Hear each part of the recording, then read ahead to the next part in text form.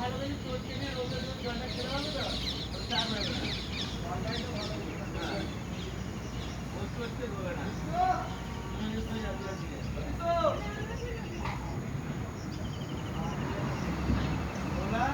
Isso!